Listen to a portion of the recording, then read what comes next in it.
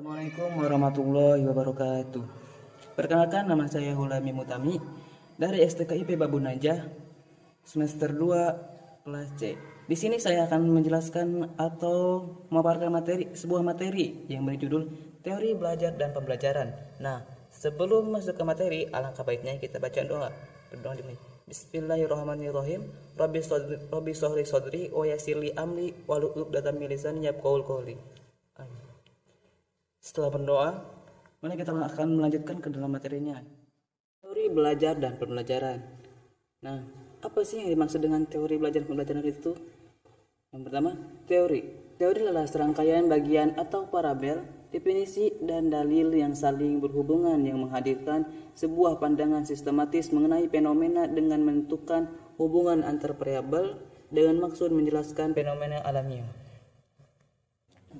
Sedangkan belajar dan pembelajaran yaitu perubahan yang relatif permanen dalam perilaku atau potensi perilaku sebagai hasil dari pengalaman atau latihan yang diperkuat. Macam-macam teori belajar dan pembelajaran. Yang pertama ada teori belajar behavioristik, yang kedua teori belajar kognitif, yang ketiga teori belajar humanistik, dan yang keempat ada teori belajar konstruktivisme. Oke, yang pertama teori belajar behavioristik.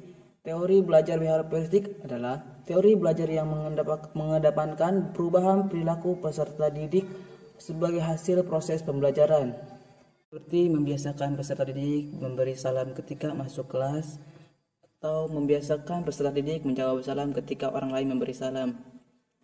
Nah, yang kedua teori belajar kognitif. Apa sih teori belajar kognitif? Teori belajar kognitif adalah teori belajar yang mementingkan proses belajar daripada hasilnya. Maksudnya, teori ini menyatakan bahwa pada proses belajar, seseorang tidak hanya cenderung pada hubungan antara stimulus dan respon, melainkan juga bagaimana perilaku seseorang dalam mencapai tujuan belajarnya. Nah, contohnya seperti guru menggunakan bahasa yang mudah dipahami oleh peserta didik serta memberi ruang bagi mereka untuk saling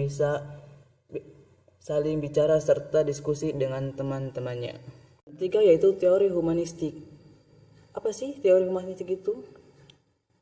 Teori humanistik adalah teori belajar apa baik dan dapat dimanfaatkan asal tujuannya untuk memanusiakan manusia, yaitu mencapai aktualisasi diri, memahami diri, serta realisasi diri orang belajar secara optimal. Jadi intinya secara umum memanusiakan manusia. Contohnya seperti guru memberikan motivasi kepada murid agar tertarik mengikuti pelajaran. Jadi si murid itu akan tertarik ketika seorang guru memberikan motivasi. Intinya begitu.